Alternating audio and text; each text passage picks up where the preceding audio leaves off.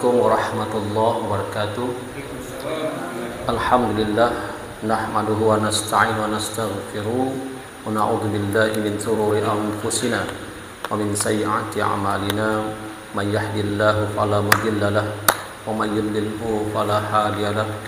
Asyhadu an la ilaha illallah wahdahu la syarika lahu wa asyhadu anna Muhammadan abduhu wa rasuluh. Allahumma salli wa sallim ala sayyidina wa nabiyyina Muhammad wa ala alihi wa sahbihi ajma'in. Amma ba'd. Sebelum kita memulakan kuliah pada malam ini, marilah kita sama-sama sempena bulan Rabiul Awal ini sama-sama membaca selawat Nabi Muhammad sallallahu alaihi wasallam. Sallallahu ala Muhammad sallallahu alaihi wasallam. Sallallahu ala Muhammad sallallahu alaihi wasallam. Ya Nabi salam alaika, Ya Rasul salam alaika, Ya Habib salam alaika. Salawatullah alaika. Sallallahu ala Muhammad sallallahu alaihi wasallam. Sallallahu ala Muhammad sallallahu alaihi wasallam.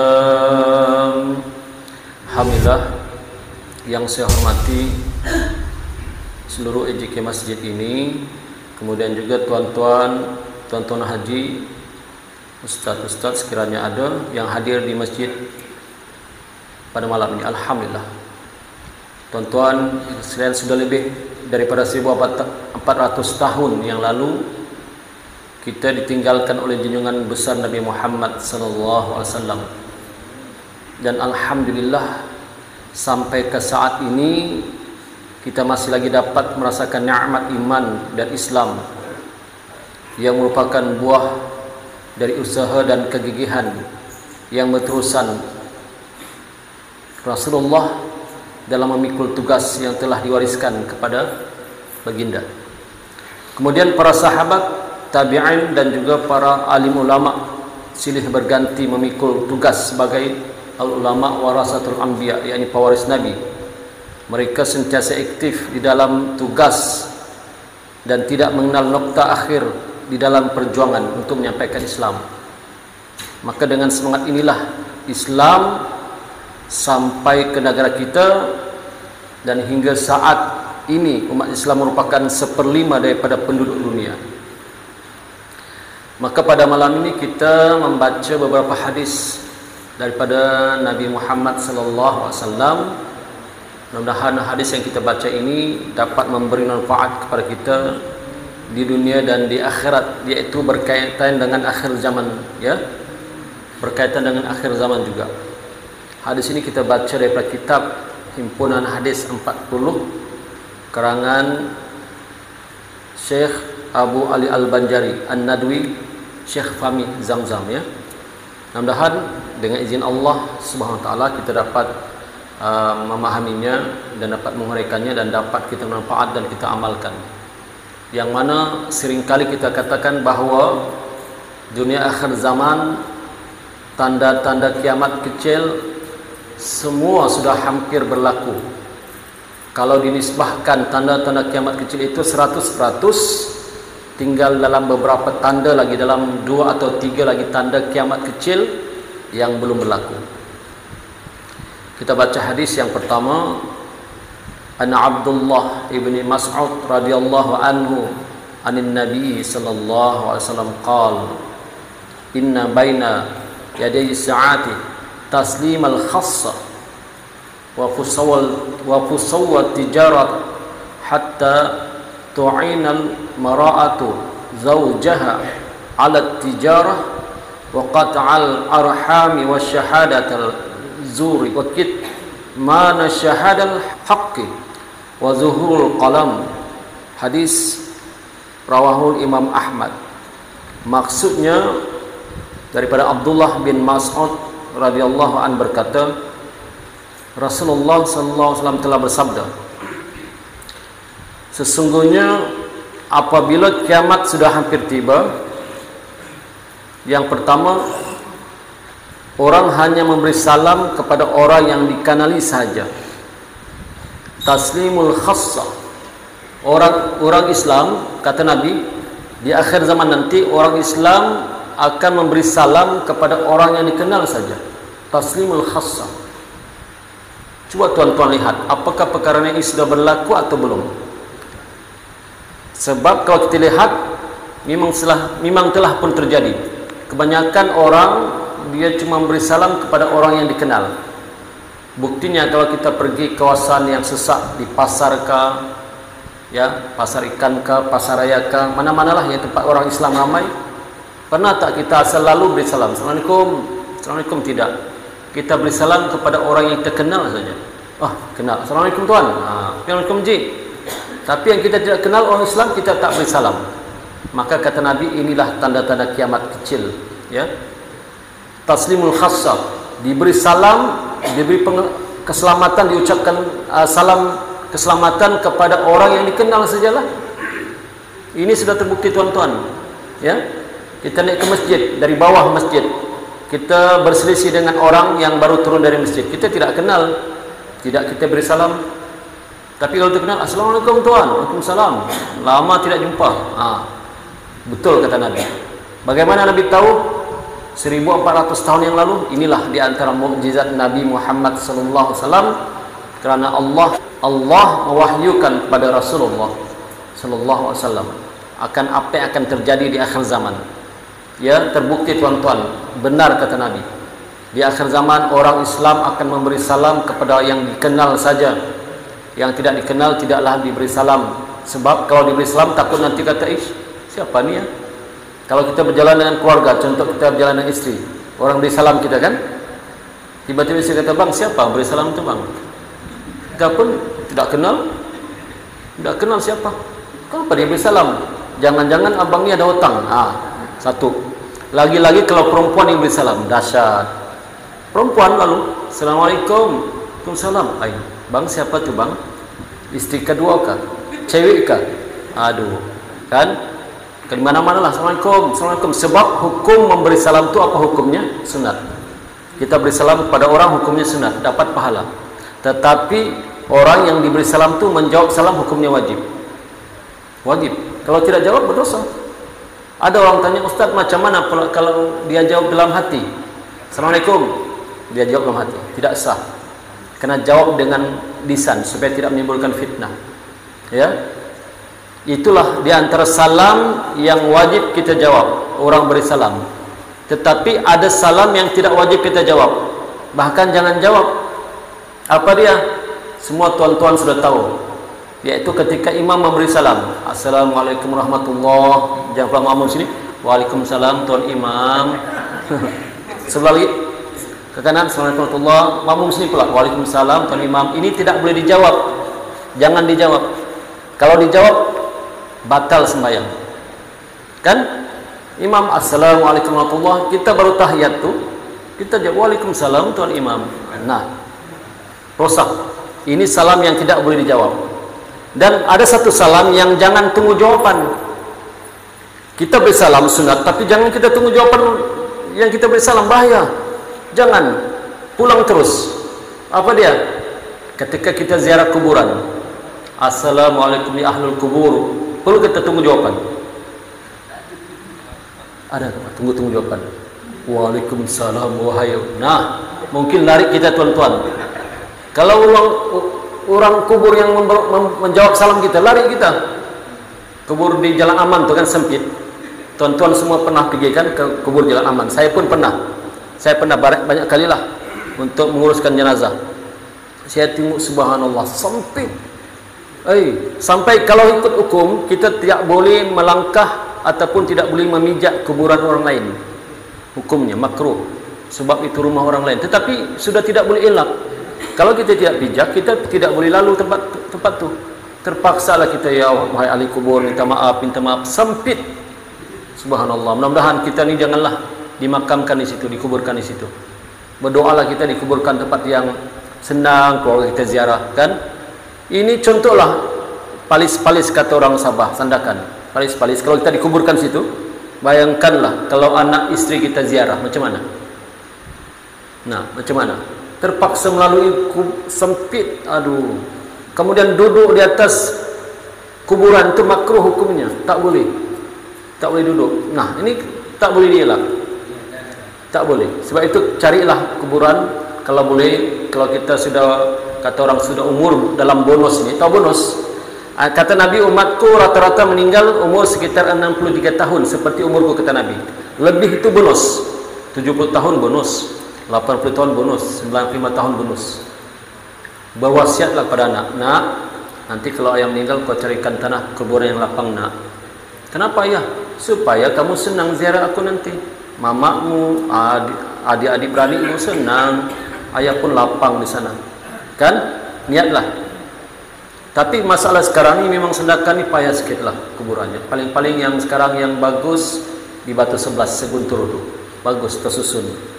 Tapi bayarannya mahal. Nah, kalau orang susah, kesian. Kan? Jadi itulah salam yang kita tak boleh tunggu jawapan.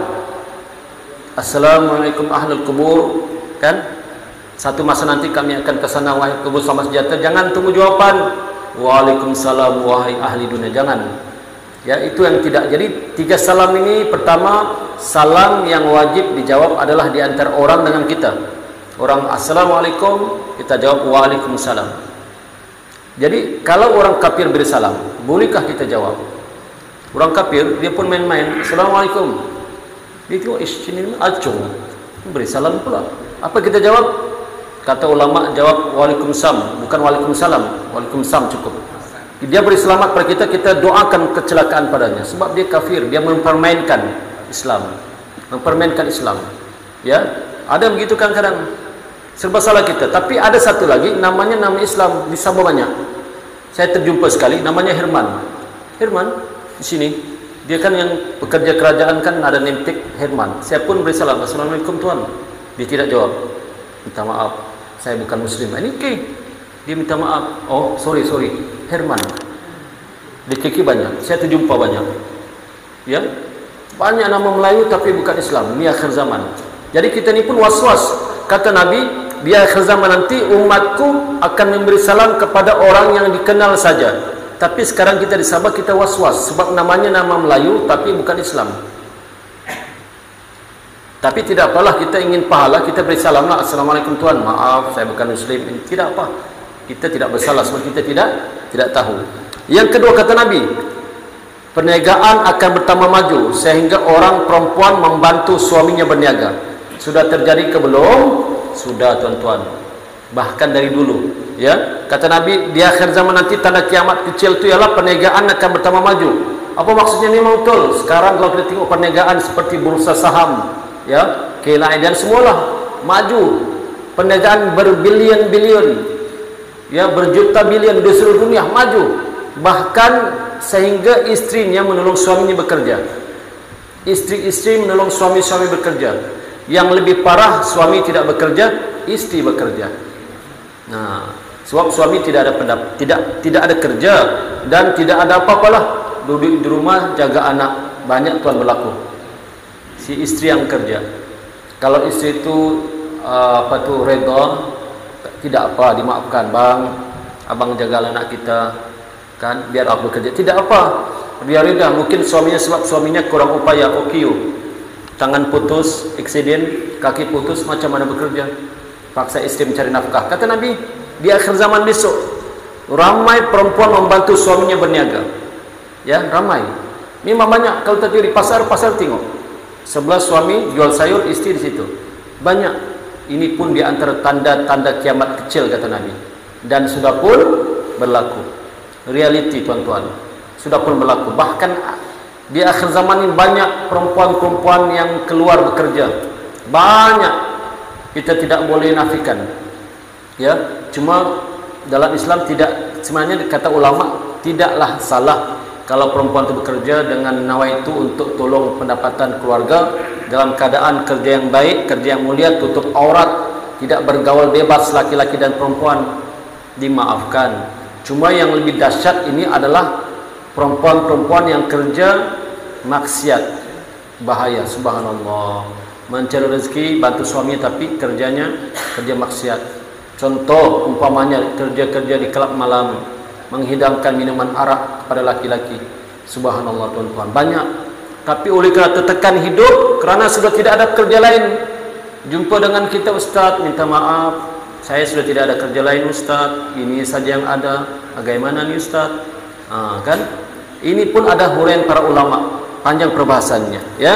Yang ketiga, kata Nabi, banyak orang memutuskan silaturahim, hubungan kekeluargaan. Sudah berlakukah belum? Sudah pun berlaku. Ramai yang memutuskan silaturahim, terutama sekarang menjelang semua sudah maklum PRU ini, kan? Satu rumah berlainan parti, ayah parti A, si anak parti B, si istri parti C. Bergaduh, tuan-tuan, dalam rumah, bergaduh, ya, sampai si istri tidak mau hidangkan makanan sarapan pagi kepada suaminya. Mana sarapan pagi kuyang? Kau pergilah sana tempatmu tu, minta dengan bosmu. Gara-gara politik. Bahaya, tuan-tuan, di akhir zaman ini, ya. Hingga kan putus silaturahim, tidak ziarah menziarahi. Lagi dahsyat kalau dia nampak ini masjid, contoh masjid ini, ini masjid penyokong ini nih, jangan masuk. Ini masjid penyokong ini, jangan masuk. Dahsyat, tuan-tuan, di akhir zaman putus silaturahim. Sebab itu kami para imam tidak dibenarkan sangat mengikuti ini. Sebab nanti orang yang ini tidak mau berimamkan dengan imam ini. Ini imam politik. Nah, bahaya. Sebab kita ni tidak mau begitu. Kita, tuan-tuan, sama saja. Sebab di akhirat yang Allah tanya bukan di kubur lah, alam kubur, alam barzah. Malaikat tanya, apa patimu? Mana ada? Tidak ada. Tidak ada. Tidak dalam kitab, dalam Quran, hendaklah kamu wajib ikut ini. Tidak ada. Cuma yang ada dalam hadis, dalam Quran, ati Allah wa ati Rasul wa ulul amri minkum. Taatlah kepada Allah dan para Rasul dan pemimpin yang memimpin kamu. Itu kata Islam, ya. Jadi sudah pun berlaku, tuan-tuan. Putus silaturahim. Kadang-kadang masalah seperti perkawinan, ya. Si anak laki-laki jumpa gadis yang dia cintai, sedangkan ayah dan ibunya menjodohkan dia dengan si fulan. Nak, bapak sudah dapat satu bakal suamimu, bagus, kurang di masjid, rajin ke masjid dengar kuliah. Rupanya anaknya perempuan sudah ada boyfriend. Tidak mau, mak. Jangan kau begitu, nak. Pertama halus-halus, lama-lama kasar-kasar. Kata bapaknya, kalau kau tidak mau kawin dengan orang pilihan ayah dan ibumu, nyah kau dari rumah ini, keluar.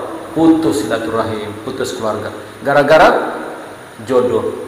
Banyak berlaku, tuan-tuan, banyak reality, ya, reality. Bergaduh pasal tanah pun ada. Oh, nah, kalau pasal tanah macam cerita Piramli, kan? Bapaknya belum meninggal, Abdul Wahab sebelum Wahid, tak silap saya, sudah bergaduh pasal. Ini bapak kita ni, kau punya harta berapa? Kau punya harta berapa? Kau punya harta kebun yang luas.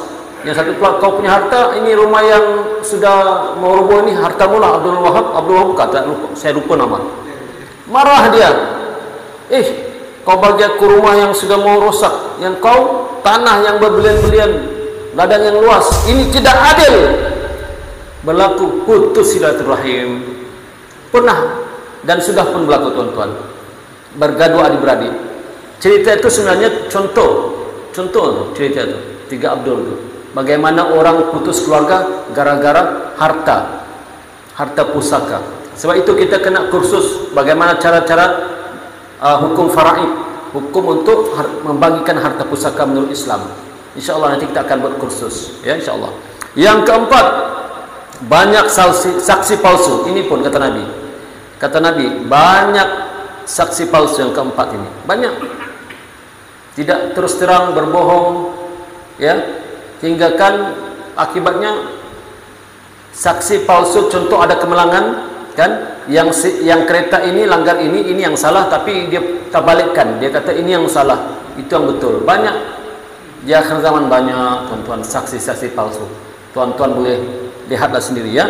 Kemudian yang keenam, dan akan banyak kemudahan alat tulis.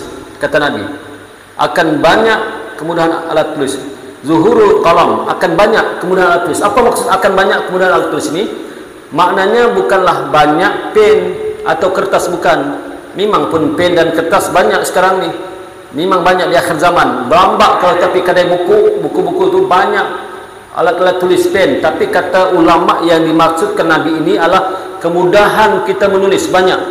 Kalau dulu kita menulis ambil pen, tulis di kertas, kan? Sekarang menggunakan WhatsApp. Tidak perlu pen. Masing-masing ada WhatsApp. Type. Satu type beribu melihat. Begitu juga Facebook. Sekali type berjuta melihat. Kalau kita bagi satu fitnah di Facebook, maka berjuta orang melihat fitnah kita. Kalau kita menceritakan kebaikan di Facebook, alhamdulillah berjuta juga melihat kebaikan kita. Syukur alhamdulillah. Jadi alat tulis itu memang banyak, kata Nabi. Di akhir zaman inilah di antara tanda-tanda kecil kiamat yang sudah berlaku dan sedang berjalan. Cepat berita sampai. Berita di penghujung dunia dalam masa sesaat sampai ke tempat kita. Betul. Kita dapat tahu apa yang berlaku di negara Amerika. Contoh, berlaku peperangan kita tahu, berlaku kebakaran kita tahu, berlaku kemelangan kita tahu, berlaku pertukaran presiden pun kita tahu di sini dengan alat tulis kecanggihan teknologi sekarang. Gadget-gadget, ya, sains teknologi, laptop dan sebagainya, kemudahan cepat merebak, tuan-tuan. Inilah kata Nabi, kemudahan alat tulis cepat di akhir zaman, dan sudah pun berlaku. Sudah pun berlaku, tidak boleh dinafikan, tuan-tuan. Ya, ini hadis sahih. Sudah pun berlaku. Maka begitulah keadaan akhir zaman. Kata ulama pengarang ini akan wujud kecanggihan alat tulis dan bahan bercetak dan media massa, termasuk seperti alat internet, ya, wifi itu, astro dan sebagainya. Cepat, tuan-tuan. Orang yang peminat bola sepak tidak dapat menghadiri bola sepak di Eroppa, tidak payah susah-susah tengok dalam TV, ada.